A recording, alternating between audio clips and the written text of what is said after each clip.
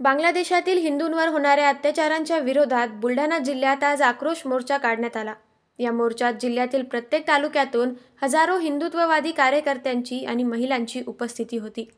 मोर्चामध्ये भारत माता की जय, हिंदुस्तान जिंदाबाद अशा घोषणा देण्यात आल्या।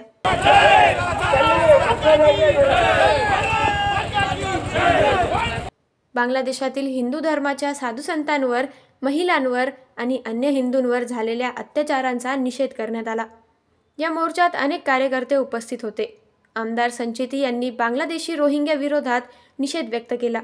सरकारने कठोर पावले उचलावी अशी मागणी केली। निवेदन जिल्हाधिकारी यांना सादर करण्यात आले। बांगलादेशमध्ये सर्व हिंदू समाजावर आणि सर्व अल्पसंख्याक समाजावर त्या ठिकाणी जिहादीकडून त्या ठिकाणी अत्याचार होत आहे। ते सर्वप्रथम या ठिकाणी जाहीर निषेध करतो। केंद्र सरकारना मी या ठिकाणी कळवू इच्छितो की लवकरात लवकर याच्यावर तोडगा काढावा, अन्यथा आपल्या महाराष्ट्रामध्ये वेगळा निर्णय, वेगळा विचार या ठिकाणी हिंदू समाजाकडून या ठिकाणी पाहायला मिळेल।